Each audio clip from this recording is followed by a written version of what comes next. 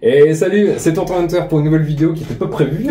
On s'est improvisé hier. C'est ça, on s'est envoyé un petit message hier. On s'était dit qu'un de ces quatre on s'en ferait une, mais voilà. Et bah le jour est arrivé, vous voyez derrière nous le petit troupeau de Flying V qui retrace là déjà au moins 3 décennies. Je pense.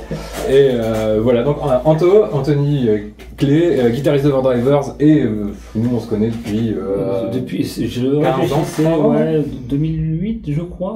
Ouais, c'est l'année où je suis arrivé sur l'île et où on s'est connus en fac de droit, ce que vous pouvez absolument pas deviner. Mais on l'a fait. Et du coup en 2008, on a eu un local de répète ensemble à la fac de droit. Et c'est comme ça qu'on s'est connus, et c'est vrai, il faut avouer qu'on a passé beaucoup plus de temps dans le local de répète que dans l'amphi, où on aurait dû être. Ouais. Mais en même temps, ils nous ont filé les clés aussi, c'était pas un T'étais pas devenu président même. J'étais devenu président de l'asso, ouais. L'asso de musique qui s'appelait Big Up à eux, les arts soniques, les lézards comme le lézard, parce qu'il y avait du jeu de mots et c'était... Ouais. Mais on avait un local assez grand quand même. Assez grand, assez odorant. Assez odorant parce qu'il avait connu des générations d'étudiants avant nous et après nous. Il y avait une batterie avec une peau en léopard. Il y avait un fauteuil roulant qui était là pour absolument aucune raison et qui avait l'air aussi d'être plus ou moins un vestige. Et apparemment, qui est retourné des années après, il était encore là. Ouais, toujours là. La batterie, je crois qu'il y avait encore une peau de léopard qui se baladait. Ouais. Et il y avait, en fait, tout le monde venait apporter et abandonner plus ou moins du matos un peu disgracieux, on va dire. Donc il y avait un espèce de vieil ampli Park. Il y avait la guitare du président aussi. La guitare du président. Yamaha Pacifica, je crois. Ouais. Et il était arrivé à avoir probablement le seul modèle de Pacifica qui est vraiment merdier et qui sonne pas.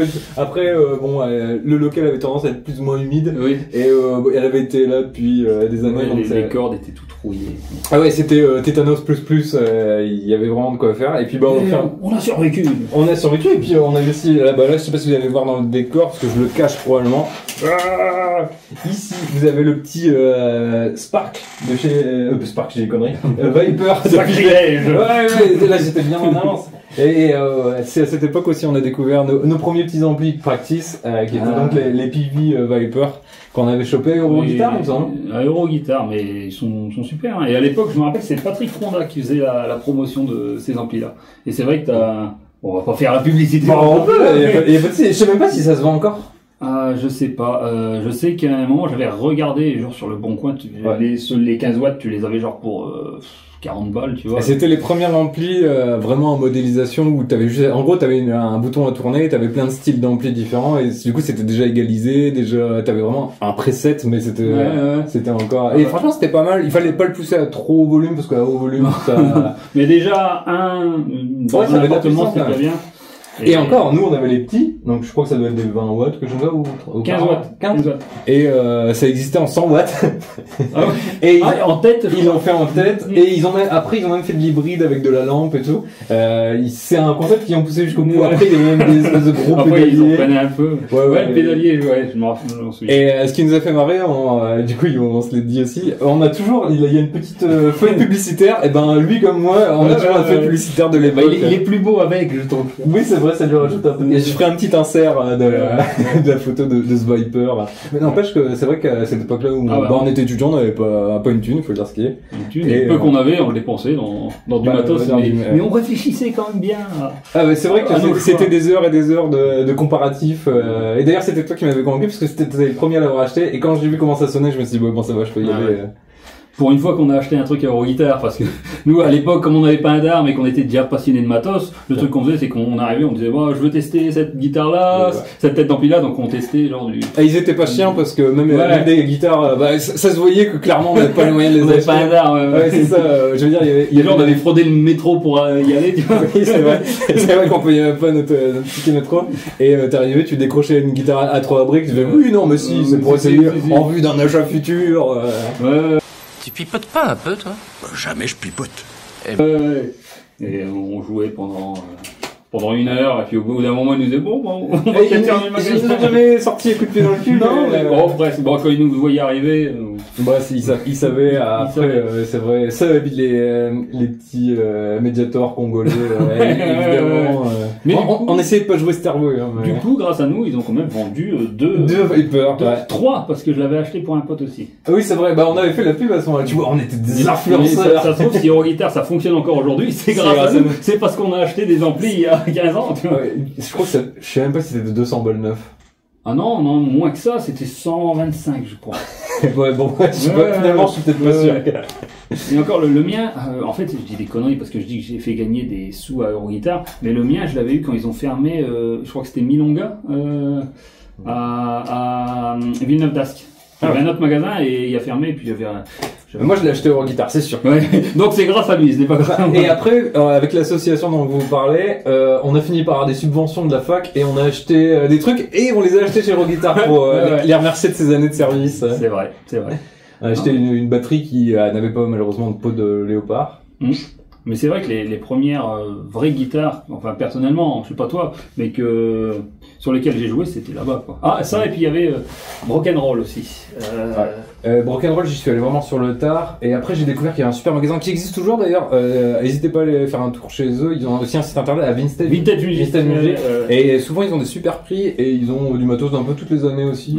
C'est bien foutu. D'ailleurs, la dernière fois, je suis allé sur leur site. Et t'as encore les guitares qu'ils ont vendues il y a quelques années. Et tu regardes les prix, t'as envie de pleurer, tu dis pourquoi. Pourquoi j'avais pas acheté ce jour-là? Bah, on le sait pourquoi, parce qu'on n'avait pas de prix. Bah oui, c'est tout ça. Mais tu te dis, si j'avais pu investir à cette époque-là. Putain, mais justement.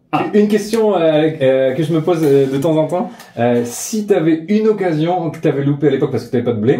Laquelle tu regrettes le plus? Est-ce qu'il y a un modèle direct, je sais exactement. Il y avait un magasin de cash à Lille, tu vois, près de la Fnac. Il y en avait un dans la rue où il y a la Fnac. Ouais. Et je vois une SG, Gibson SG, mais flambant neuf, tu sais, sur le pickguard, t'avais encore la petite pastille dorée. Et je crois qu'elle était à 400 balles, tu vois. Du coup. C'était même pas des Feli de. Ah non, c'était la standard. C'était un modèle standard tout neuf, avec encore le. Puis je me tâte, tu vois. Et puis bon, 400 balles. Ouais, pour nous, c'était un an d'économie, quoi. Ouais, voilà, tu vois. Puis bon, je me dis, bon, je peux peut-être m'arranger si je demande des sous à mes parents, tu vois. Bon, je me décide, j'y retourne le lendemain, elle y était plus. Ouais, elle y était plus. Et je suis retourné dans un magasin de musique et il y en avait une qui lui ressemblait beaucoup. Donc je soupçonne le magasin d'avoir récupéré. Ça te fait un petit bénéfice. Voilà. Et toi, il y en a une Alors, moi, je me rappelle, donc c'était avant qu'on se connaisse. Donc c'était genre 1 an ou 2 avant. Jadis. Gandalf. J'étais là il y a 3000 ans. J'étais là le jour où la force des hommes a failli. À l'époque, je traînais mes guêtres sur eBay. Et c'était à l'époque où ça marchait encore. Et surtout, à l'époque où le dollar, c'était encore super intéressant d'acheter aux États-Unis. Et je me rappelle, c'était une copie, mais vraiment bien faite de Ken Lawrence. Avec des EMG, en fait c'était la même garde que James Hetfield, voilà, en copie quand même. Et il y avait un inlays et je crois même une décalco Misfits. D'accord. Du groupe des Misfits, et elle était magnifique. Alors je l'ai regardé, mais sous toutes les 10 photos, je peux te dire, si j'avais pu les user, je les aurais usées. Et c'est pareil, c'était vraiment une misère. Je crois que c'était les enchères, mais je crois qu'elle a dû partir pour 400-500 balles, quoi. Mais bon, déjà, je sais même pas s'il y avait déjà une carte bleue à l'époque. Tu vois, donc déjà j'avais un ordi portable à des fins scolaires évidemment, et en allant sur eBay j'avais vu ça. Et ça c'est une des occasions que je regrette quand même. Et à l'inverse, est-ce qu'il y a une guitare où t'as fait une affaire, l'affaire de ta vie et que tu l'as eu? Ah bah ça, il y en a plein. Mais est-ce qu'il y en a une qui surpasse j'ai eu une Kissel faite vraiment par Jeff Kissel, avec le manche, il y avait une teinte qui avait été faite par Jeff Kissel, en dégradé de bleu, et tout le corps, il était en vert turquoise. Je sais plus si c'était du poplar ou quelque chose comme ça. Elle était vraiment magnifique, et je l'ai vendue comme un débile. Et elle avait même un piezo. Elle avait vraiment tout, cette gratte. Elle sonnait du feu de Dieu, et je crois que je l'ai eu sur eBay aussi, écoute. Et en plus, ça avait été tout un micmac parce que je l'ai acheté à un Suisse. Et il voulait pas que je me tape tous les frais parce qu'il y avait comme aujourd'hui il y avait bien 20 ou 25% de frais, un truc comme ça d'importation. Et du coup, il avait fait limite une fausse facture pour l'envoyer. Je l'avais payé en plusieurs versements pour pas qu'il se fasse gauler. Enfin, ça avait été tout un jeu. Donc en fait, ça avait rajouté à l'excitation. Tu sais, le gars, il avait été super arrangeant parce qu'il voyait que j'étais fou de la guitare et on avait trouvé un arrangement et tout. Et c'était vraiment cool. Mais tu ne l'as plus. Mais je ne l'ai plus. Il y en a 2-3 comme ça. Et ça rejoint un peu ce que je disais à Ludo qui est venu chercher la guitare du concours. Bravo à lui. Bravo à lui. Parce qu'il l'a gagné à ma place. Oui, ça, et t'as vu, pas longtemps, t'es passé dans le tirage de sang, on voit ton nom. Je l'ai maudit, tout ça. Bah ouais, normal. Mais je suis content. Bravo à toi. C'est bon. Et je lui disais, tu vois, je prends aussi bien mon pied sur là je parlais d'une Kissel qui était probablement 2-3 000 balles facile. Et à côté de ça, j'ai acheté un jour une Edwards Les Paul, Gold Top. Et c'était vraiment un des premiers modèles, quoi. Je sais même pas si c'était une japonaise. Je me demande si elle était pas asiatique. Enfin, en tout cas, probablement même chinoise. Attendez, c'est lesquels les Chinois qui étaient alliés aux nazis? Les Japonais? Les Japonais, c'est ça. Autant pour moi. J'avais un embryon de piste, mais non. Si nous avons affaire à des Chinois de Chine, ça ne marche plus.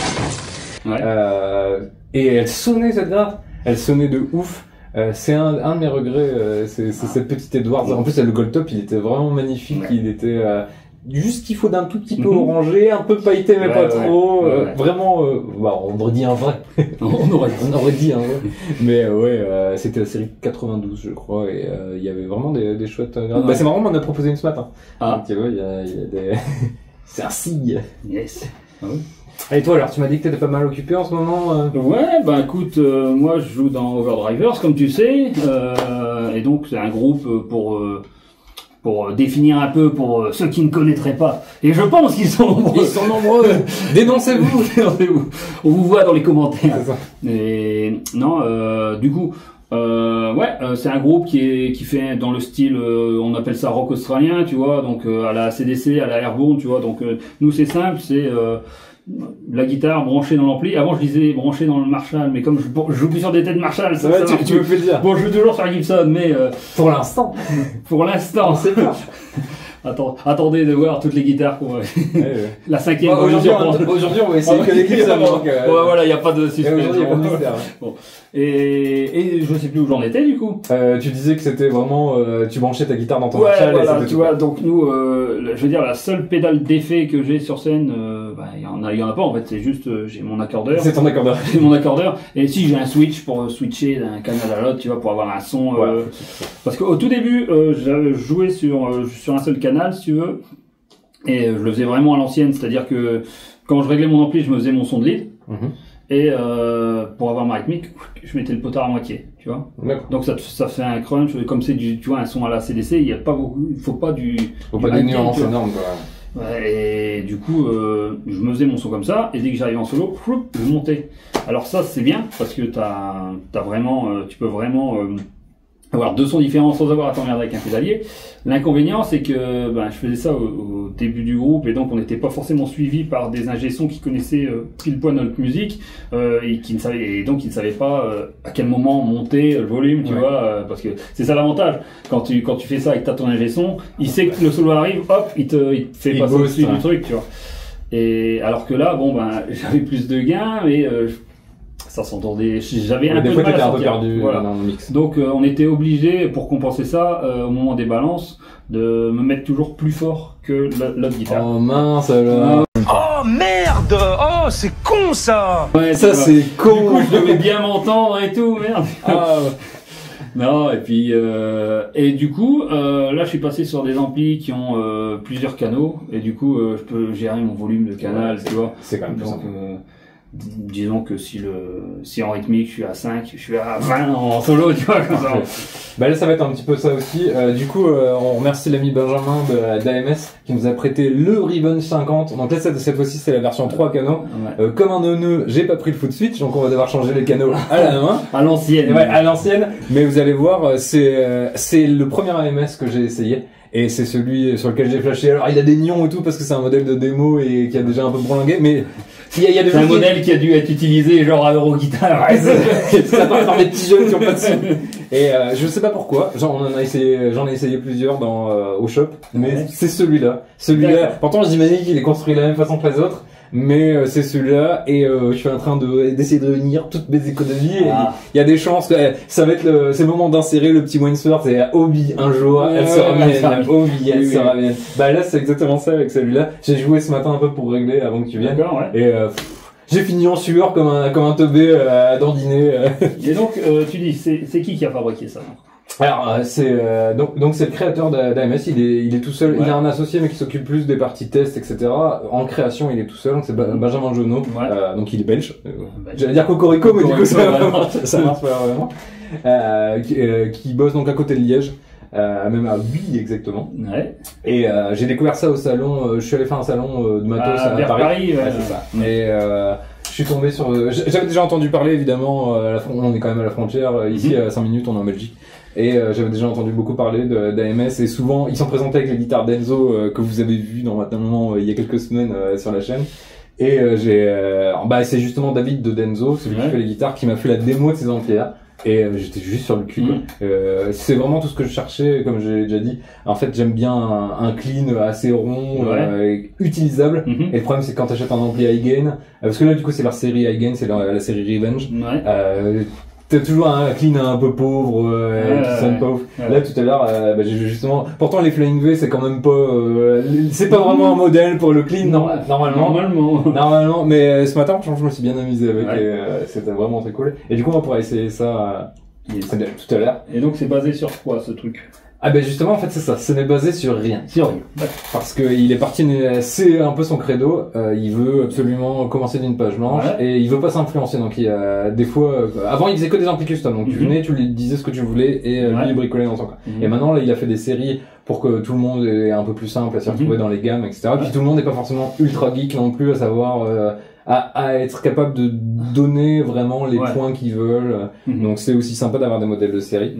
Et il fait prototype sur prototype jusqu'à temps qu'il ait trouvé vraiment le super compromis entre un super clean, un super crunch et du gros high gain en lead. Et là, ça va vraiment être ça pour notre essai tout à l'heure. Et donc ça, c'est quoi? C'est son dernier modèle c'est la dernière version du modèle Revenge. Donc c'est 50 watts et surtout il y a un noise gate intégré. Et ça, pour des amplis high gain, je m'en passerai plus. Donc, vous avez vu le test de la 50, mais en plus petit, donc en 2 canaux, et elle avait pas le silencer, même si c'est une option qui est possible à ajouter. Et celui-ci, donc c'est la version avec le noise gate intégré, et franchement, c'est bonheur. Ah, ça change tout, hein. Et t'as pas mal d'autres switches aussi, tu peux rajouter du bright, t'as des boosts, notamment pour le crunch. Mais tu vas voir, il y a tellement une bonne réserve de gain que t'en as pas forcément besoin. Alors là, c'est quoi les réglages? Dis-moi tout. Donc là, on est, je nous ai mis sur le crunch. Je sais même pas si j'ai mis le boost.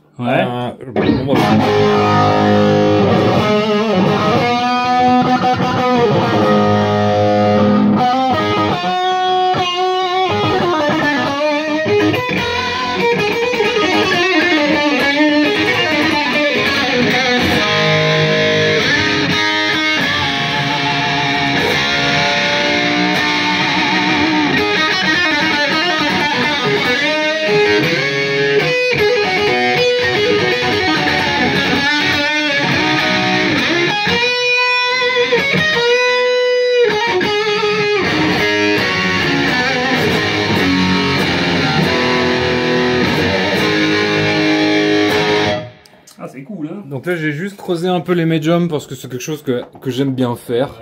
On a le gain qui est aux 3/4 quand même. Là on est que sur le crunch. On n'est pas encore sur le canal lead.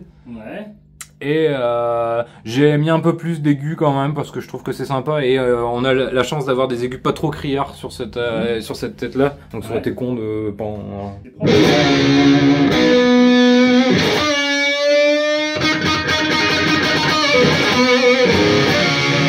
T'as une petite reverb dessus. Et j'ai une petite reverb dessus et donc là t'entends surtout le noise gate. Parce que tu vois tu peux tout lâcher. Ouais carrément.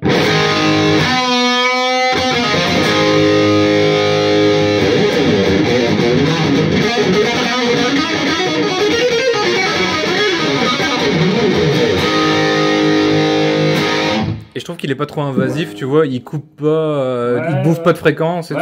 Franchement, son système de noise gate, il est vraiment super au point. Carrément.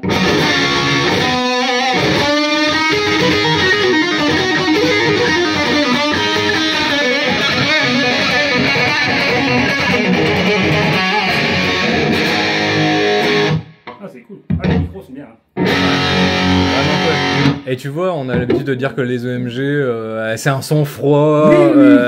Et là, franchement, on te montre pas ce que c'est comme micro, on te laisse juste jouer avec la gratte. Est-ce que tu devines que c'est des actifs déjà? Ouais, non. Je trouve pas. Non. Et donc, Richie, il joue avec ça. Ouais, c'est pas un kit signature, mais c'est, je crois que c'est un 55, un 77-77, quelque chose comme ça. Et franchement, moi je trouve que ça a rajouté le punch qui manquait dans les autres micros, un peu plus de niveau de sortie aussi. Ouais. Donc bah quand même chez EMG souvent ils sont. Mais c'est quand même un modèle qui est réputé un peu vintage quand même dans l'esprit. Ouais. Donc c'est un peu le compromis entre moderne et vintage. Et bah Judas Priest, les derniers albums sont modernes dans la production, mais dans le jeu, dans ce qu'ils jouent, c'est quand même vachement old school, quoi. Donc là, t'es sur le Canal Crunch. Oui, ça s'entend pas. Bah, en vrai, moi, avec ce qu'on fait, je mets pas plus, tu vois, en disto. Voilà. Même...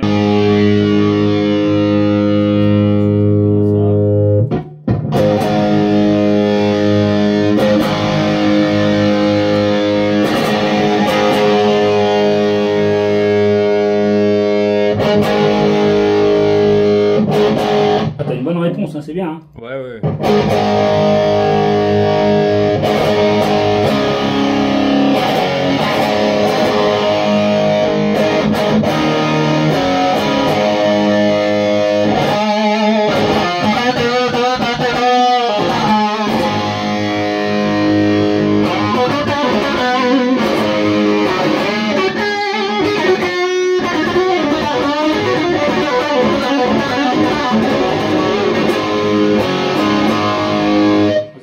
Moi, c'est franchement, il est dans mon top 3, si c'est pas top 1 des amplis que j'ai pu essayer. Ah ouais? Et tout prix confondu. Là, avec toutes les autres, tout full option, tout, donc c'est du fait main. Il met plus de 3 jours pour le faire tout seul et tout. On est à 3000 €, quoi. Quand tu vois les neufs, quand tu vois les Mezza, les Friedman, etc. Et là, on est vraiment sur du fait main, tout entièrement, et tu sais personnaliser et tout. Bon.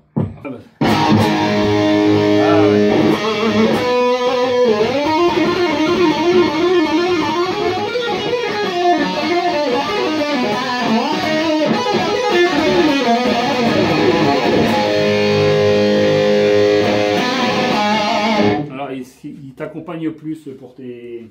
Il y a plus de liant pour le solo, tu vois. Ouais, je vais te remettre juste un poil de son. Hop.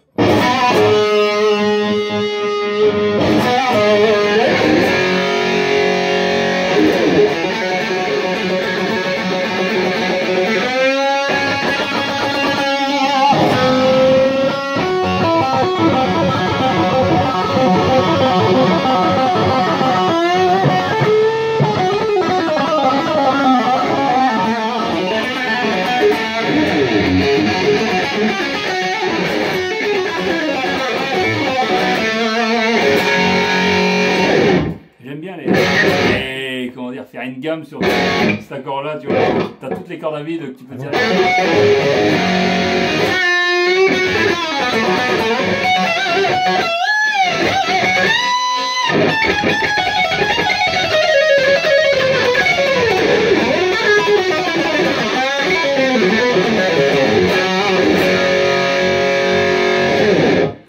C'est cool, hein. Tu vois, t'as même pas besoin de boost ni rien. Sachant que là, en volume du canal, on est à moitié, et en master, on est à 1,5. Donc tu vois, moi ce que j'aime avec cet ampli, c'est que déjà tu peux jouer à un bon niveau sans être sourd. Ouais. Et bah alors, en concert, t'imagines, si t'es en master, regarde, on est là, on est même à 1 plus qu'à 1,5. Large, quoi. Si en plus souvent, bon, on va t'es repiqué, quoi. Donc, il y a un petit subtil réglage, c'est que il y a un bouton 11 ici de low punch. Et en fait, ça te rajoute justement dans les basses un peu plus de dynamique. Et tu peux jouer avec ce bouton-là et ça te donne, ça donne vraiment une personnalité un peu particulière à l'ampli. Et c'est vraiment quelque chose de cool. C'est un peu comme si tu avais une deuxième présence, mais qui tape pas dans les mêmes fréquences. D'accord. Et là, bon, bah là, je l'ai mis à 1 heure. Et, regarde, là, je vais le mettre.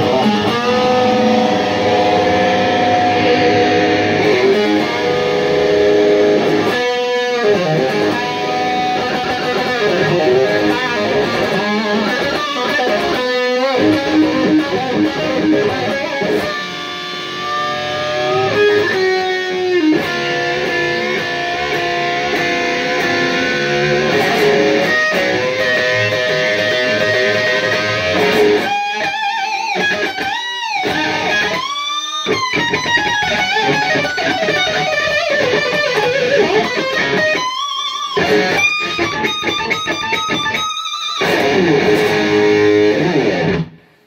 beau, hein. C'est comme dans la pub, je sais plus si c'est une pub pourquoi, c'est il faut être fou pour dépenser plus. Mais ouais, quand tu vois ça fait par un artisan à ce prix-là, tu te dis pourquoi je me... Ouais. Donc tu nous parlais d'Overdriver, ouais. Tu m'as dit que là, ça y est, vous êtes sur le point de sortir votre album. Ouais, bah là, ça sort en mars, donc le 7 mars. Là, on a... Ouais, c'est dans 2 mois, ça y est. Et donc là, il y a le premier clip qui est sorti, Guitar Playboy, qui est sorti le 11 décembre. Ah oui, je mettrai un lien en description. Yes. Et donc, on a sorti en premier un titre très dans la vibe AC/DC, tu vois, comme ça, les gens qui nous connaissent déjà sont pas perdus. Faire le truc. Et mais sur cet album-là, on s'est pas trop donné de barrières, tu vois, parce que bon, je dis pas qu'on réfléchissait comme ça, mais bon, comme on était fort influencé AC/DC, Airborne, disons que ça tournait un peu toujours dans ce truc-là. Et enfin, c'était pas voulu en fait au départ. C'est-à-dire que moi j'ai commencé... C'est vos influences en fait. Voilà, c'est que moi j'ai commencé le groupe avec le chanteur guitariste Adrien. Okay. Et quand on a commencé à jouer au départ, on était fan à fond d'AC/DC, tu vois. Et lui, il était fan de Malcolm et moi d'Angus, tu vois. Bon, bah, ça, comment vous marchiez pas dessus? Et puis un coup, je me rappelle, j'avais posté une vidéo sur YouTube, tu vois, et lui, il est un peu plus vieux que moi, et il connaissait mon grand frère, tu vois. Et puis il m'a reconnu tout de suite, tu vois. Et puis tu joues de la guitare. Ouais, t'es pas là, t'es de mon coin. Ouais, t'es de mon coin, t'es de Burbure, tu vois. Je viens de Burbure. Salut à Burbure. Burbure. Et du coup, il me dit, bah, ça serait bien qu'on se fasse un bœuf, un de ces quatre. Et puis c'était l'été, tu vois. Et puis moi, je dis, bah ouais, bah viens. Donc j'avais installé mon petit Viper 15. Il était là. Et puis 2 Viper 15 parce que mon pote m'avait prêté le sien. Du coup, 2 Viper 15 dans le jardin sur les tables de salon, tu vois, de salon de jardin en plastique, tu vois. J'avais sorti 2 guitares et puis on avait commencé à jouer. Puis je crois qu'on avait commencé à jouer Back in Black ou un truc comme ça. Et tu vois, on avait mis une boîte à rythme, mais tu vois, même pas la boîte à rythme qui fait puntiac, elle faisait juste le tiac, tu vois. D'accord, ouais. C'était une boîte à imagination. Ouais, tu vois, en plus, le truc très droit, très... Faut s'imaginer le groupe, quoi, tu vois. Et puis on avait commencé, je crois qu'on avait fait Back in Black, mais sans avoir jamais joué ensemble, tu vois. Puis on a fait le morceau du début à la fin, tu vois. Et alors... Je dis pas que c'était bien, mais nous, c'était bien calé quand même. À l'époque, nous, on a ressenti un truc, tu vois. C'est-à-dire que on avait 2 jeux différents. Lui, il avait un jeu très rythmique, moi un jeu plus soliste, tu vois. Il connaissait les parties de Malcolm, je connaissais les parties d'Angus, parce que contrairement à ce qu'on croit, il joue pas toujours la même chose, hein, tu vois. Et puis bon, on peut dire un coup de cœur musical, quoi, tu vois. Un coup de foudre musical même, tu vois. Et donc c'était un été, donc on a commencé à jouer dans le garage de ses parents, donc on a bien saoulé ses parents tout l'été, tu vois. Et puis on jouait du Asdes, puis on s'est dit au bout d'un moment, ce serait bien qu'on fasse nos petites chansons, tu vois. Mais même pas dans l'idée de faire un groupe, hein, tu vois, vraiment pour s'amuser, quoi. Parce que on aimait bien jouer ensemble, tu vois. Et puis à un moment, tu te dis, bon, bah, on va essayer de faire un truc un peu personnel, tu vois. Et on a commencé, et puis on a eu 4, 5 chansons, tu vois. Et puis ça nous plaisait ce qu'on faisait, tu vois. Mais c'est là où je voulais en venir, c'est qu'on n'a jamais cherché à faire du AC/DC. C'est juste que naturellement, le son vu que c'était là-dessus que vous vous étiez rencontrés, entre guillemets. Voilà, et le son qu'on aimait, le son de guitare, c'était un son naturel, sans effet, sans tout un micmac, tu vois. La simplicité. Ouais, voilà. Le groove qui nous plaisait, c'était des riffs à la AC/DC. Donc voilà, le but c'était pas spécialement de faire du AC/DC, mais c'est par la force des choses, c'est derrière du truc, tu vois. Et je pense que faut pas non plus se forcer à aller à l'encontre de ce que tu ressens. Pour vraiment faire un truc bien, alors. Je dis pas que ce qu'on fait c'est bien, mais j'aime ce que je fais, voilà. C'est déjà important. Non mais voilà, attention, je dis pas que c'est bien, mais moi ça me plaît, donc c'est ce qui compte. En même temps, c'est pas de fausse modestie de dire que c'est bien. Bah après, tout dépend des goûts, tu vois. Mais je pense que pour faire un truc qui a des chances de plaire, faut déjà que toi tu sois fidèle à ce que toi t'aimes bien, tu vois. Parce que si ça s'entend si tu fais un truc à contre-cœur de toute façon. Bah voilà, et je pense que t'es moins bon quand tu fais et ça c'est un peu la logique que j'ai toujours eue, notamment quand j'ai commencé à apprendre de la guitare, c'est-à-dire que tu dois être comme moi, c'est-à-dire que quand tu commences à jouer, bah forcément, t'es un peu perdu, tu vois. Encore plus, je pense, pour les guitaristes de maintenant, parce qu'avec Internet, t'as vraiment tout et n'importe quoi. Nous, à l'époque, ça débarquait à peine, hein, Internet. On a connu une époque sombre, très sombre. Et le truc, c'est que tu voyais des vidéos d'un gamin de 8 ans qui faisait des trucs de ouf, tu vois. Tu te disais, merde. Pourquoi moi je le fais pas? Ah ouais. Et en fait, t'as vite fait d'être découragé, je pense, tu vois. Ouais, c'est le symbole de mes premières années de guitare, ça, c'est la frustration. Voilà, tu vois. Et en fait, moi, j'ai eu un déclic à un moment, c'est que je regardais un gamin comme ça, tu vois, qui devait avoir 7-8 ans. Et il faisait un truc, mais franchement, techniquement, c'était un truc de ouf, tu vois. Mais je me dis, mais merde, mais ce qu'il fait là, moi, ça me touche pas. Tu vois, musicalement parlant. Alors techniquement, je suis en admiration totale. Ça, y a pas, ça n'enlève rien. Mais c'est pas la musique que j'ai envie de jouer. Tu vois. Et c'est à partir de là où j'ai commencé à me concentrer sur vraiment des guitaristes qui, quand ils font une note, bah, ça me touche, tu vois. Alors, faut pas non plus faire le boomer à dire, tu vois, genre, il fait une note, tu vois. Parce que je pense que la vitesse, c'est pas, comment dire. C'est pas antithétique. Voilà. Ouais, exactement, tu vois. Tu peux faire un truc qui est musical avec de la vitesse, tu vois. Et après, c'est pareil. Ce que je dis là, c'est les goûts et les couleurs en musique. Ouais, donc des trucs qui regarde le solo de Tornado of Souls par exemple de Megadeth, ça va quand même assez vite et t'as quand même des émotions, des couleurs. Voilà, exactement, tu vois. Mais pareil, moi des solos fusion qui me touchent pas du tout, ou de jazz, tu vois. Ouais. Alors je dois pas avoir le bagage culturel pour comprendre parfois, tu vois. Mais ça me touche pas moi, mais je peux comprendre que ça touche des personnes, tu vois. Mais le truc, c'est que je pense qu'il faut pas tomber dans le piège de la technique pour la technique, et il faut toujours chercher à travailler ce qui te plaît, parce que forcément c'est du travail, hein, d'apprendre un instrument, tu sais. Ouais. Tout le travail que t'as fait, c'est le travail que moi j'ai pas fait. Non, ce qui explique les normes, le gouffre. Non, il est modeste. Mais le truc, c'est que ça va être tellement de travail. En fait, il faut pas que ce soit ressenti comme du travail. Ouais. Si tu travailles un truc pendant des heures et qu'en plus t'aimes pas ce que t'es en train d'apprendre, tu te dégoûtes en fait. Ouais, non mais voilà. Moi j'avais vécu ça quand j'étais petit, tu vois, il y a des siècles, tu vois. Avec les dinosaures. Et il y avait un saxophone, tu vois. Et en fait, j'ai fait du saxophone. J'étais content, je suis musicien, hein. Il y a un saxophone.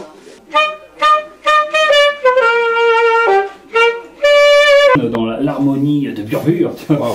Et sauf que, sauf que c'était des heures pour un résultat qui, tu vois, c'était pour jouer le petit vin blanc, tu vois. Ouais. Puis bon, merde, ça me parle pas, tu vois. Toutes ces heures que t'as perdu.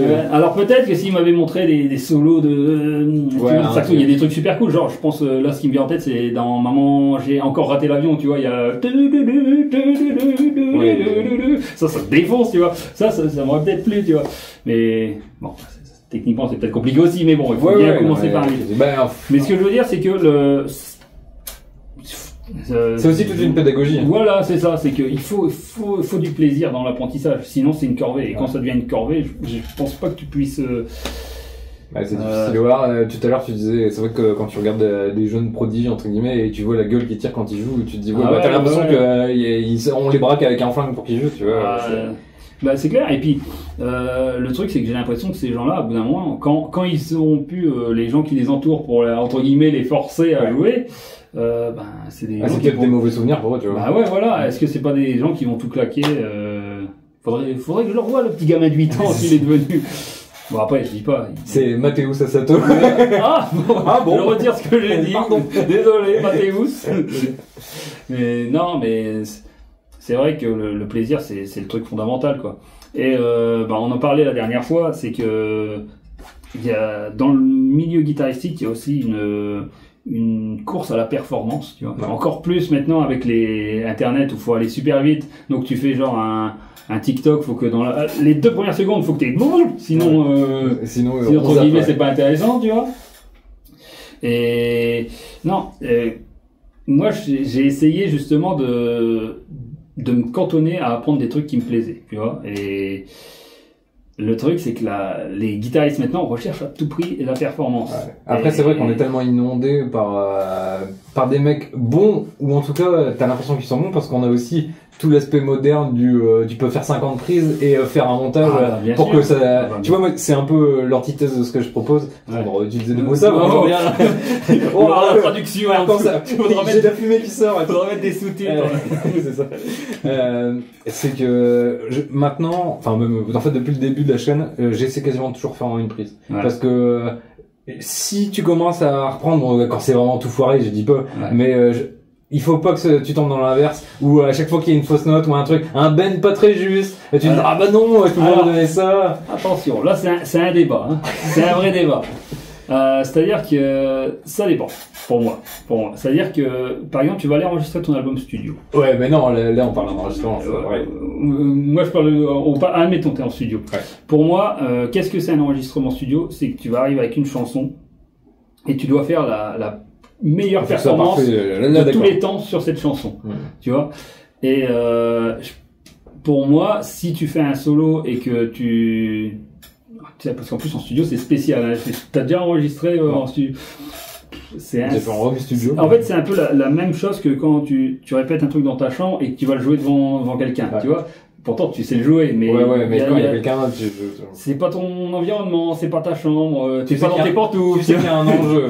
Ouais, voilà, tu sais qu'il y a quelqu'un qui est en train de t'écouter, ton son tu l'entends pas pareil, tu vois, parce que dans un studio forcément t'es dans une régie qui est super sonorisée, le moindre petit truc tu l'entends. Et là, à ce moment-là, t'es censé faire la performance. Là, ça compte, tu vois, genre si t'as un solo à faire, il faut que la version là, c'est la version qui va être ancrée dans pas dans la pierre, mais dans je ne sais pas, dans le vinyle, tu vois. Et il faut que ce soit parfait. Donc, si tu t'arrives à faire ton truc et puis qu'il y a des petits ajustements, pour moi, c'est pas trop gênant de couper entre deux. Et d'ailleurs, j'en parlais la semaine dernière avec Thomas Fay, qui est venu dans ces lieux. Et on le salue. Et je suis tombé sur un article et ça l'a étonné. En fait, je suis tombé sur un article où l'ingé son de Pantera expliquait comment il a enregistré les solos. Et donc, forcément, t'as des mecs qui disent ouais, mais c'est Dimebag, tu vois, c'est une légende. Il fait son solo une prise et puis c'est fini. Eh ben non, il faisait 3-4 prises. Et après, ils réécoutaient et ils coupaient dans les prises. Il faisait un best-of donc tous ses solos. Peut-être pas tous, mais dans certaines de ses productions, en tout cas, qu'il a eu avec certains ingé-sons. Mais tu vois, 3-4 prises, ça me semble pas... ça me semble être spontané, tu vois. Alors, c'est ça. On n'est pas sur la journée à faire... Alors, voilà, c'est là où je voulais en venir. C'est que, bon, bien sûr, tu peux tricher, entre guillemets, en studio. Par contre, si t'es un artiste qui se produit aussi en live... Et que tu sais pas jouer il y a quelques années, il y a eu un scandale comme ça où Alligator avait enregistré des trucs de ouf, super technique, et en live... Ah bah non, mais oui. Je pense que c'est ça aussi, c'est qu'il faut un minimum pouvoir. Alors je te dis pas de savoir le faire parfaitement en live. De toute façon, en live avec l'énergie, tout ça, t'es debout, t'es pas assis comme en studio. Tu pourras jamais forcément refaire la prise parfaite en live. Mais comme tu dis, l'énergie, ça... Moi j'ai toujours préféré un guitariste un peu plus brouillon, mais qui est communicatif, qu'un gars qui va être comme impliqué comme ça, qui va réciter, ça va être parfait, mais à la limite, tu vois, j'ai pas envie, si j'ai envie d'entendre un truc parfait, j'écoute l'album, tu vois. Non, mais voilà. Je suis là pour partager un truc, quoi. La communion. C'est là que ça doit être compliqué quand même pour les guitaristes, genre je pense à des Steve Vai ou des choses à Triani, où ils savent que leur public c'est un public de guitaristes et qui viennent pour... Et de chipoteurs. Voilà, c'est exactement ça, c'est qu'en plus leurs morceaux sont composés, quoi, tu vois, il n'y a pas d'improvisation, ou s'il y en a, t'attends à ce qu'ils fassent la même improvisation limite en live.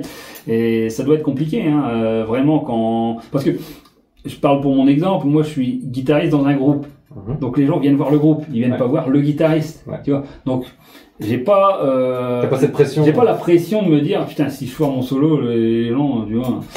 Non, je m'en fous, tu vois. Je fais mon solo et au pire, c'est du rock, tu vois. Je suis pas en train de faire de la musique classique, en train de faire un truc où, putain, tout le monde connaît la partition, tu vois, et t'auras beau faire 10 minutes de musique, les gens, ils vont retenir que la fausse note. Non, là, on s'en fout, tu vois. On s'en fout, limite, tu fais une fausse note, tu te marres un coup, ça fait partie du truc, ça fait partie du live. C'est aussi ça le rock, tu vois. Le rock, c'est t'arrives, bon, t'as une guitare et tu sais pas si elle va marcher, c'est ça le rock. Tu prends des risques, t'as peur. Le rock, c'est un monde à part. Hein. Tu peux te suicider à n'importe quel moment. Hein, t'as pas de famille, t'as même pas de père. Hein, ça se trouve, t'en as jamais eu. De toute façon, je revoyais aussi une vidéo d'Axil Layo. Axil Layo, je veux dire... C'est un très bon exemple d'ailleurs de technique et en même temps de musicalité, quoi. Ouais. Parce que t'écoutes le solo de Kissing the Shadows, par exemple, pour moi c'est un chef-d'œuvre, tu vois. Et ben ce mec-là, j'ai revu des vidéos de lui en studio, il enregistre 5 secondes, tu vois. 5 secondes, parce qu'à un moment c'est un passage très rapide, très technique. Il veut pas s'embrouiller l'esprit à voir ce qui vient avant, ni ce qui va après. Il faut que sa main elle soit déjà bien placée quand il fait le truc. Et au final, il enregistre le truc, c'est collé dans le bazar, personne n'entend rien. Et toi, quand t'écoutes le solo version studio, c'est un chef-d'œuvre. Et après, quand tu essaies de le refaire derrière, un macache. Ouais. Voilà. Tu dis putain, c'est vraiment des génies. Mais et ce truc-là aussi, je pense que ça a été beaucoup développé à cause des lives de groupes célèbres. Je pense à AC/DC, je pense à Metallica. C'est des lives qui sont énormément retravaillés, tu vois. AC/DC, c'est affolant. Par exemple, ils ont sorti le live If You Want Blood. Je saurais plus te dire l'année, mais c'est dans les années... Bon, je saurais plus te dire exactement l'année. Ça doit être... Mettez-le en commentaire. Oui, vers fin des années 70. Et tu l'écoutes, alors... c'est vendeur, parce que tu te dis, putain, j'imagine les gens à l'époque qui écoutent ça, c'est une image de ce que le groupe prend en live, et c'est hallucinant. Quand tu te renseignes un peu plus, les voix, il y en a certaines qui ont été refaites en studio, les solos, il y en a certains qui ont été en studio, et le public que t'entends, c'est un faux public. C'est le public de George Harrison sur le live Bangladesh. D'accord, tu vois. Tu vois. Tu vois, la magie du studio. Non mais voilà, t'écoutes le live à Donington, live culte, hein. Bah tu re-regardes, allez re-regarder, tu regardes la vidéo de Fire Guns. Ah oui, tu fais un solo. Donc t'entends le solo et tu regardes ses doigts, il y a rien qui correspond. Donc, est-ce que ça a été... On nous a menti! Alors, je ne connais pas le fin mot de l'histoire. Est-ce que les images ne correspondent pas parce que ça a été capté à un autre moment? Ou est-ce que c'est parce que ce solo-là, il y a eu un petit souffle? Et je sais qu'il y a même un autre... Alors, je parle beaucoup d'ACDC parce que moi, si vous voulez, j'ai pas une culture musicale énorme, mais ce que je connais, je le connais... Je le connais bien. Je le connais un peu quand même. Et je sais qu'à ACDC, il y a... Je crois que c'est le DVD Stiff Upper Lip, tu vois, de Mina. T'as une chanson. C'est bien cette tournée. Ouais. C'est un de mes albums préférés de ACDC. Ouais. Et ben, t'as une version live où, en fait, c'est enregistré à Munich. Sauf que, à Munich, Angus a apparemment eu un problème. Alors, je sais plus si c'est Angus ou c'est Brian, mais il y a eu un problème dans les émetteurs. Ils vont pas mettre ça dans un DVD live. Et ben, ils ont repris le son d'un live à Paris. Bon, tu vois. Après, je dis pas, il y a certains lives d'ACDC où c'est brut de pomme, tu vois. Le live à Paris, au pavillon de Paris en 79, tu regardes ça, c'est il y a pas de temps. C'est exceptionnel quand même. Mais... Et du coup, tu parlais pas mal d'ACDC, ça a été quoi ta rencontre avec ACDC? Ah, ma rencontre avec ACDC. Alors déjà, j'ai mon oncle qui est fan de musique en général, il est gros fan des Beatles. On le salue d'ailleurs.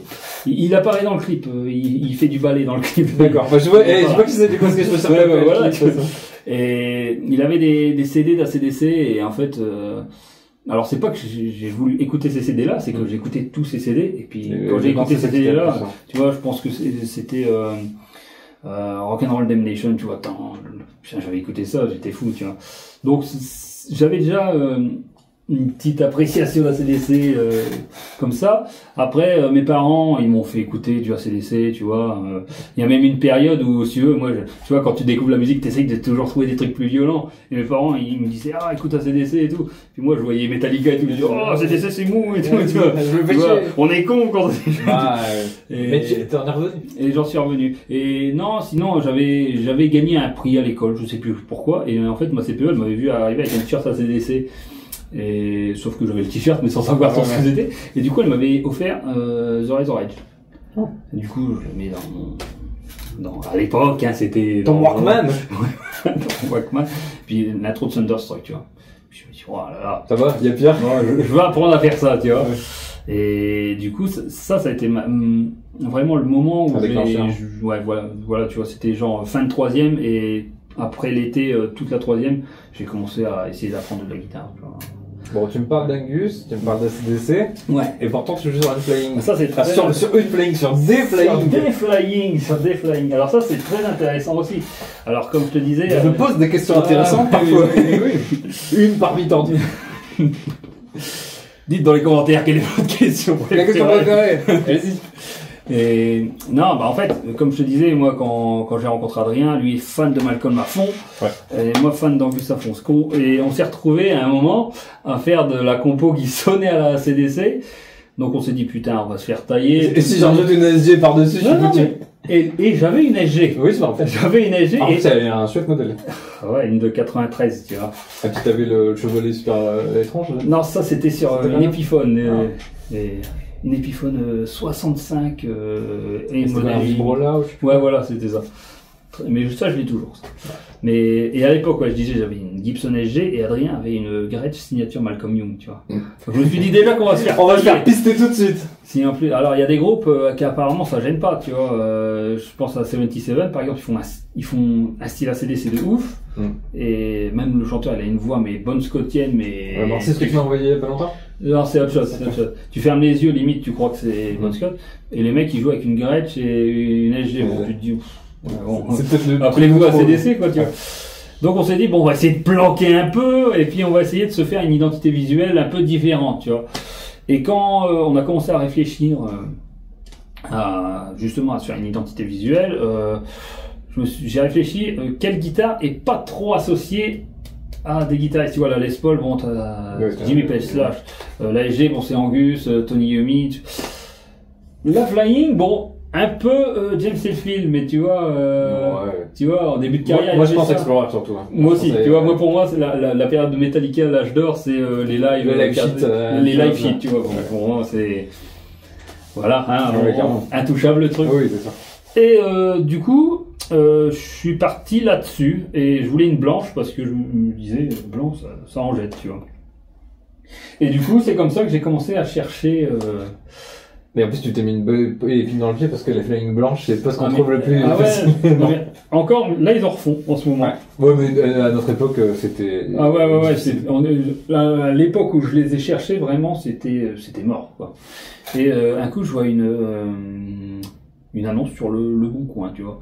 Et ça faisait un moment que j'économisais, tu vois. Bon, j'économisais ma bourse d'étudiant, tu vois. Pour te dire. C'est laquelle, du coup, la première? Alors, la première, c'est celle-là. Est-ce que tu sais les différencier? Ah ouais, bon, elles ont des coups partout. Je te montrerai après. Elles ont un reliquage naturel. Et en fait, j'avais économisé pendant plusieurs années, tu vois, ma bourse étudiante. Je vous fais des concerts tous les jours. J'économisais même le métro, tu vois. Ça, je me rappelle aussi. Oui, tu t'en souviens? Non, mais parce qu'à un moment, ils ont renforcé les contrôles. Donc, on pouvait plus frauder. Et ben, j'allais à pied à la fac, tu vois, pour pas dépenser ça. Et bon, c'était quelques euros tous les jours. Mais, et puis, à la fin, j'ai réussi à avoir un petit pécule. Et j'ai pu m'en acheter une, sur le Bon Coin, tu vois. Et en plus, bon, tu vois, à l'époque, ça faisait quand même assez peur d'acheter sur le Bon Coin, bon. Toujours maintenant. Et d'ailleurs, c'est marrant parce que je l'ai acheté à un mec qui s'appelait, je sais plus son prénom, mais son nom de famille c'était De Moucron. Et la deuxième, j'ai trouvé à Moucron. Donc il y a un lien avec Moucron. Non, et le truc qui est, à l'époque, je me rappelle, il me l'avait vendu 800 balles. Non, mais attends, 800 balles. Donc moi, ok, je la prends. C'est vrai que plus personne n'en voulait des flying. Ah non, mais à cette époque-là. Et 800 balles, bon. Tu en acheté 3-4. Non, mais ouais, vu les prix de maintenant. Et puis en plus, les blanches, elles ont la particularité d'avoir une touche en ébène. D'accord. Tu vois, ça je savais pas, mais. Alors il y avait une noix en noir. Ça doit dépendre des années, j'imagine. Peut-être. Mais la blanche, c'était la seule qui avait une touche ébène. Et du coup, voilà, donc je l'ai reçu. Et le mec, non, avant que je la reçoive, le mec il m'envoie un message. Ah putain, merde, en l'emballant, j'ai fait un coup dessus. Oh shit. Et il m'envoie, et en fait, il avait fait ce petit bitonio de merde. La corne, tu vois, juste ce petit truc là. Bah attends, tiens, monte-la nous en racontant. Bah. Et en fait, tu vois, elle a des coups partout. Elle a vécu, elle a vécu. Ah ouais. Là, c'est une cymbale qui est tombée dessus. Non. Un coup, j'ai eu un autre problème, c'est qu'il y a un mec qui l'a fait tomber, mais genre, plaf, comme ça. Du coup, toutes les cordes, elles ont bouffé les frettes. Ah oui, d'accord. Ouais. Donc t'as été bon pour faire un refouettage. Ouais, hein. ouais. Et du coup, les deux, je les ai fait refouetter avec de l'inox. Ouais. Et Bah oui, comme ça t'es hein, bien. ça, Et est-ce que t'as senti, on va peut-être démystifier quelque chose, est-ce que t'as senti un vrai changement sonore? Rien du tout, rien du tout. Alors je dis pas peut-être en studio, ça peut peut-être s'entendre, tu vois, au niveau de la justesse, tout ça. Je sais que quand t'as des trop grosses frettes, des fois ça a tendance à rendre ta guitare un peu moins juste. Ah, puis celle-ci. Le clou du spectacle. Celle-là, je raconterai une petite histoire après dessus qui est marrante aussi. Et là, et voilà. Et du coup, le mec, il me dit, ouais, comme j'ai fait un petit coup au-dessus, vous la prenez encore et tout. Puis moi, je m'en foutais, en fait, parce que, moi, tu vois, pour moi, une guitare, c'est un outil. Je suis pas un collectionneur de guitare. Ma guitare, elle a un nion. Bon, je vais pas faire exprès du foot des nions, tu vois. Mais, ouais. Mais, de toute façon, quand t'es amené à faire des concerts, c'est des trucs. C'est inéluctable. C'est dans un camion. Bon, même si c'est dans une, tu verrais, mes flycases, ils sont là-bas, ils sont défoncés de partout. Et du coup, même moi, je m'étais dit, si j'achète une flying d'occasion, les cornes du flying, c'est toujours niqué. Ouais. Donc pour moi, c'était évident qu'elle était déjà niquée de là. Donc elle m'a envoyé ça. Bah, moi, je me suis dit, bah, il me l'aurait même pas dit, je me serais même pas rendu compte, tu vois, j'aurais même pas râlé en la recevant, tu vois. Et puis je lui dis, ah ouais, ça m'embête un peu et tout. Du coup, il me dit, voilà, je te fais une réduction de 100 balles. Du coup, je lui ai fait 100 balles, tu vois. Ouais, tu parlais d'affaires du siècle tout à l'heure, bah voilà. Ah ouais, non, mais... Elle est de quelle année, tu sais, le coup? Celle-là, elle est de 2010. Donc c'est pas des années oufissimes chez Gibson, mais bon, celle-là, j'ai de la chance, elle est bien. Moi, j'ai changé quand même les mécaniques sur les deux, parce que les mécaniques, c'était les tulipes, tu vois. Ouais. Et du coup, à cause de ces guitares-là, j'ai eu un très mauvais avis sur les tulipes pendant longtemps. Ouais. Sauf que j'ai essayé une autre guitare qui avait des tulipes, et des bonnes tulipes, ce coup-là. Ouais. Ça marche quand même les tulipes, donc je sais pas si j'ai une série de merde sur les tulipes. Et du coup là j'ai mis des Sperzel dessus, sur conseil de Stick, le guitariste de Révérend Redlock. On salue aussi, on va se remettre anciennement Wizo. Ouais. Et du coup c'est lui qui m'avait conseillé, parce que lui il connaît de fou en matos bien plus que moi, tu vois. Et il m'avait dit conseiller les Sperzel, c'est vrai que ça marche bien, tu vois. Ouais. C'est allemand, donc forcément. Ouais. Et donc voilà. Et en fait, je me suis retrouvé avec... c'est comme ça que je me suis retrouvé avec une flying. Et Adrien, qui ne savait pas quoi prendre comme guitare, on a cherché pendant des mois, tu vois. Et puis un coup, je vais à Euroguitar, notre fameux... notre père. Et bah tu te rappelles, à Euroguitar, t'as 2000 guitares d'exposées. Ouais. Et puis j'en vois une, c'était une Explorer rouge, mais tu vois, rouge un peu... Pailleté comme ça, un peu. Bah, un peu vintage, tu vois. Pas rouge pétant, mais avec un... Un peu le Fiesta Red qui a vieilli. Ouais, c'est ça. Avec le bending blanc, tu vois. Et c'était une signature Sammy Hagar, en fait. Bon, je m'en fous, tu vois. Ouais. Mais la guitare était cool. Puis j'appelle Adrien, je dis... Parce que ça fait un moment qu'on cherchait. Puis je dis, putain, mec, je crois que j'ai trouvé ta guitare. Puis justement, c'était le week-end, tu vois, il y avait rien à faire. Bah, je dis, bah, passe... Donc il vient à Lille, et puis je rentre dans le magasin avec lui, puis je dis vas-y, devine laquelle. Il y a 2000 guitares, hein. Il me dit oh, c'est celle-là. Je dis bah ouais. Et il lui a tapé dans l'œil aussi, et puis c'est vrai que c'est vraiment une belle Explorer, tu vois. Donc c'est comme ça qu'il a joué sur Explorer. Mais du coup, après on s'est dit ouais, mais on veut se faire une identité visuelle, c'est bien, mais imagine, tu pètes une corde sur scène, tu dois changer de guitare. Moi à l'époque j'avais du coup celle-là et une SG. Je me disais seul coup je vais mettre une SG. Mais on a perdu tout ce qu'on avait. Ah ouais, du coup ça sert à rien. Et en plus tu vas te faire chier à régler ton son. Et puis tu vas prendre tu vois. C'est deux sonorités vraiment. Tu vois, et puis en plus en concert tu pètes une corde dans un morceau, tu réfléchis pas, hein, t'as pas le temps de refaire. Hein. Du coup, on s'est dit, bah il faut trouver une deuxième. En sphère. Une deuxième. Donc je te dis pas le bordel. Bah lui peut-être encore plus parce qu'en plus c'est un modèle signature qui a pas eu tant de succès que ça. Les deux. Ouais. Franchement on a galéré pendant des mois et des mois. Et lui, alors tous les jours limite on regardait. Et il y en a trouvé une à Guitar Village, tu vois, finalement. Donc voilà, nickel, impeccable. Et moi je te disais un moucron du coup. Ça faisait du coup. Ouais. En fait j'avais pas de thune à l'époque. Mais je tombe sur une annonce sur Le Bon Coin. Hein, je l'ai volé. voilà, c'était la fin de l'histoire. Non, et je tombe sur un mec qui me dit, sur Le Bon Coin, bonjour, vend Flying V ou échange contre Gibson SG. Ah putain, ouais. Bon, bah, je l'appelle, je lui dis, bon écoute, j'en ai une de 93, est-ce que ça te dit, bah écoute, viens, et puis... Puis on est arrivé là-bas, à Moucron, et en fait le mec, Simon, guitariste de Ground Zero, très bon groupe, qui vient de Belgique aussi. Comme quoi, il y a des talents, il y a des talents, il y a des talents. Et il y a des vedettes. Ah, il y a des vedettes, hein, là! Il y a des vedettes. Voilà. Et puis du coup, bon bah on arrive, hop, tiens la guitare, hop, moi je prends la sienne, hop, bon moi c'est... De toute façon j'en avais déjà une, donc Ouais, ça va comme c'était attendre. pas vraiment la grosse surprise. Lui il joue, et puis franchement l'échange était plus que correct, parce que les deux guitares se valaient largement. Ouais, puis les SG un peu plus. Je pense que il a même gagné, tu vois, et la SG... Ça s'est équilibré avec le temps, parce que c'est vrai que maintenant les SG ont un peu baissé, ça s'est carrément équilibré avec le temps, mais à l'époque... Il faisait pas une bonne affaire. À l'époque, il faisait pas une bonne affaire. Ouais. Mais enfin, après, c'était quand même une SG des années 90, donc, et elle avait un son, et puis en plus quand je lui ai refilé, elle venait d'être refrétée, tu vois, il n'y avait pas de frais, tu vois. On a enregistré le premier album en 2016. Ouais, donc Rocking Hell. Ouais, voilà, on l'a enregistré au hangar à son. Alors l'ancien hangar à son, parce que c'est Bertrand Charlet qui tient le hangar à son, c'est vers Cambrai. C'est un des meilleurs super studio. Un des meilleurs ingé-sons que t'as dans le coin. Bah, c'est l'ingé-son officiel de Skip the Use, tu vois. Skip the Use, gros, on ne présente plus. On ne présente plus. Ils sont pas belges. Ils sont pas belges, mais ils habitent près de Lille, donc du coup, ils sont un peu belges. C'est un peu. Ouais. Et donc, en studio, on s'est rendu compte que, bah merde, elle sonnait pas juste les guitares, donc j'ai pas pu enregistrer avec ces guitares-là, tu vois. Ouais. Et en fait, c'est parce que je les avais fait régler chez un luthier qui picolait. Voilà, qui n'avait de luthier apparemment que le nom, tu vois. Et parce que après, j'ai trouvé un vrai luthier, Richard Baudry, je le salue d'ailleurs, et lui, il m'a fait mes guitares au top, quoi, tu vois. Ouais. Genre, j'avais une des guitares qui était quasiment réputée irréglable, tu vois, soi-disant que le manche était tendu. L'arc, le fameux. Lui, il a dit, bah non. Et puis il me l'a refilé, puis ça sonnait d'enfer, tu vois. Et donc, c'est là que je me suis dit, ouais, il me faudrait un modèle un peu plus, tu vois, trouver un modèle custom, quoi. Et encore une fois, c'est la période où, au moment où je me suis intéressé, je voulais une custom noire, tu vois, parce que c'est un peu, tu sais, ça ressemble au Black Beauty, un peu, tu vois, avec le là, on a de bons exemples. Ouais, bah voilà, tu vois.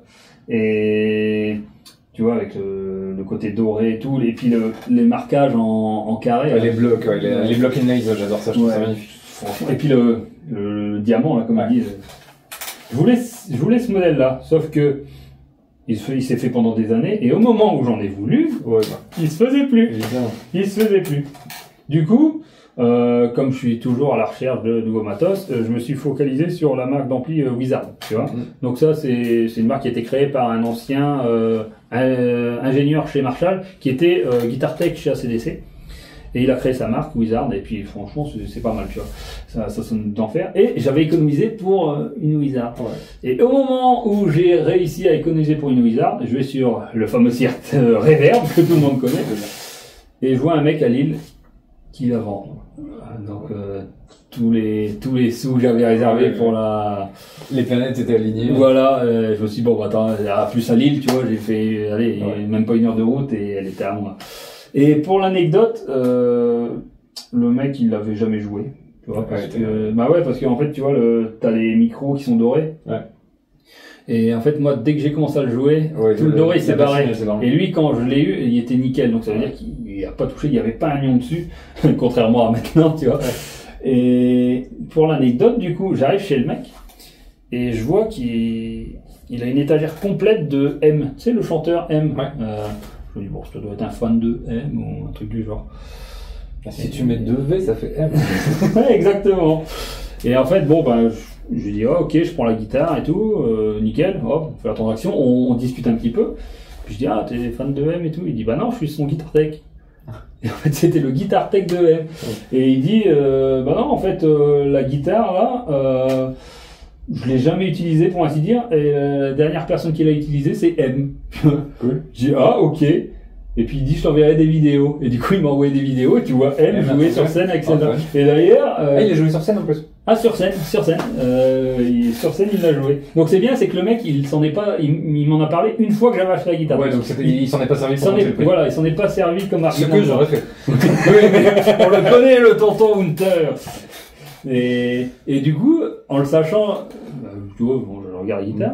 Et en fait, il restait des paillettes. Et c'était genre, et sur la vidéo, tu voyais qu'il jouait avec un côté ma paillette, c'est M après tout. Et donc voilà la petite histoire pour cette guitare. Et là, contrairement à ceux-là où tu as une touche en ébène, là c'est une touche, ils appellent ça il y a plusieurs noms, mais de l'ébonite. C'est Richite. Ouais, voilà, c'est ça. Voilà. Et en gros, c'est un genre de résine, tu vois. Et moi, on m'avait dit, tu vois. Le boomer qui n'a jamais eu, mais qui a vu que c'était pas bon. Alors, ouais, tu vois. Et puis, faut se méfier des nouveautés alors que ça existe sur des guitares des années. Et bon, en fait, au final, moi, après, je suis pas un, comment dire. Tu sais, il y a beaucoup de mythes chez les guitaristes. On en parle souvent. Ouais. Bon, après, ça peut servir à la vente aussi, tu vois. Faut jouer. Non, pas du tout. Je sais pas ce que tu parles. En fait, au départ, on a toujours joué en un demi-ton en dessous, parce que ça correspondait mieux à la tessiture du chanteur, tu vois. Et en fait, on est parti en tournée en Espagne en 2022, il y a 2 ans. Et en fait, on s'est dit, putain, on va enchaîner. C'est la première fois qu'on va enchaîner des dates pour assurer au niveau de la voix. On sait pas comment ça peut se passer quand tu l'as jamais fait. Et même nous, on fait des chœurs, donc mine de rien, tu gueules. Surtout quand t'es pas chanteur à la base. C'est ça, t'as aucune technique. Nous, quand on fait des chœurs, l'important c'est d'être juste. Après, t'écouterais les voix séparées, c'est ignoble, c'est un chat qu'on égorge, tu vois. Et encore, c'est plus mélodieux, un chat qu'on égorge, tu vois. Et du coup, on s'était dit, par précaution, est-ce qu'on n'essaierait pas de rebaisser, de faire un ton total. Donc un ton total. Et puis, au départ, on s'est dit, et puis ça sonne plus fat, hein. On s'est dit, est-ce que ça va suivre avec le style? Et en fait, c'est que de l'avantage, quoi, parce que nous, ça change rien une fois que t'es accordé. T'as un son un peu plus fat, tes cordes résonnent plus longtemps, et puis, comme on fait un style censé être ACDC, mine de rien, tu gagnes en lourdeur, Donc les 3, elles sont un ton plus bas? Les 3. Je crois, à moins que c'est possible qu'il y en ait une que j'ai réaccordée en m'entraînant à ma maison sur d'autres pistes, tu vois, mais en théorie, là, elles sont réglées, un ton plus bas.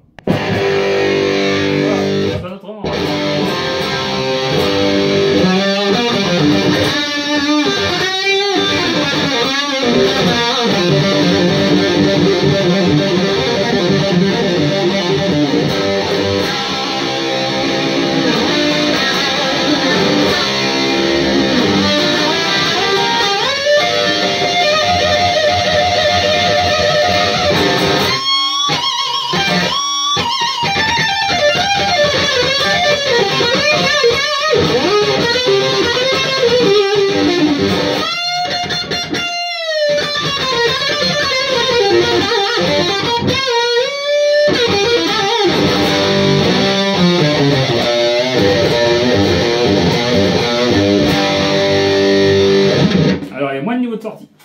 Ouais, tu sens que Ouais, je sens que je suis plus aidé par ces micros-là. La dynamique. Ouais, c'est cool, c'est cool.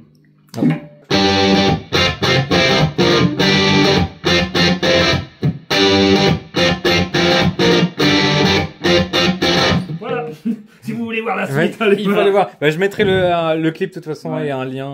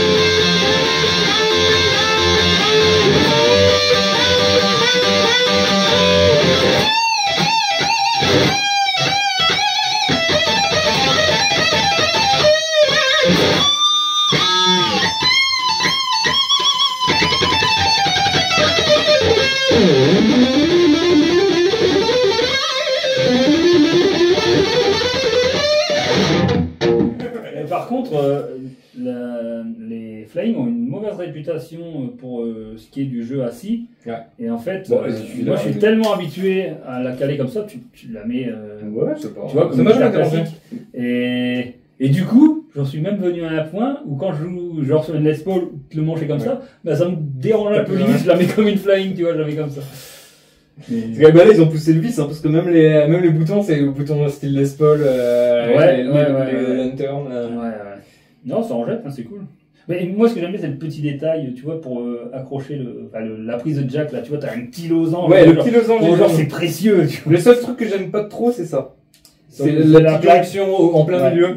Je comprends, enfin, ça jure un peu blanc en plein milieu. D'ailleurs, Richie, il doit être de ton avis, c'est pour ça qu'il a fait un double. Ah oui, excellent. Et par contre, Richie, on a eu l'occasion de faire un concert en première partie de son side project. Alien Weaponry. Elegant Weapons. Ah oui. Et par contre, le mec, putain, c'est c'est une crème.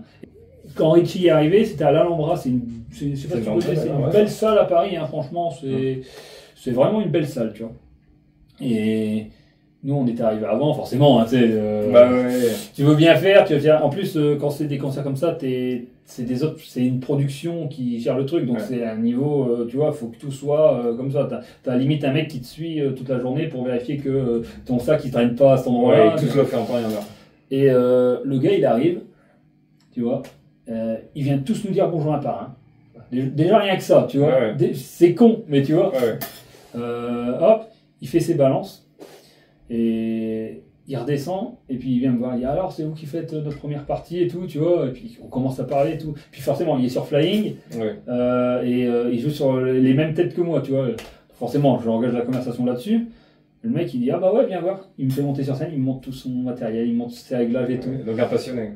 Mais carrément, le mec, je t'enverrai des images et on le mettra dans le montage. Ouais. Et non, mais le mec, tu vois, après il dit tu veux voir mes guitares? Oui. Oh non. Oui. Du coup, je vais voir. Et en fait, il y avait toutes ces guitares signatures, tu vois, il y en avait 4-5, tu vois. Donc il est riche. Parce que vu maintenant le prix de ces guitares signatures. Ouais. Même les épiphones, ça coûte une couille. Et en fait, lui, tous ses guitares, tout le vernis là, il est défoncé. À l'arrière. Donc il les joue. Et en fait, c'est parce qu'il a un anneau au pouce.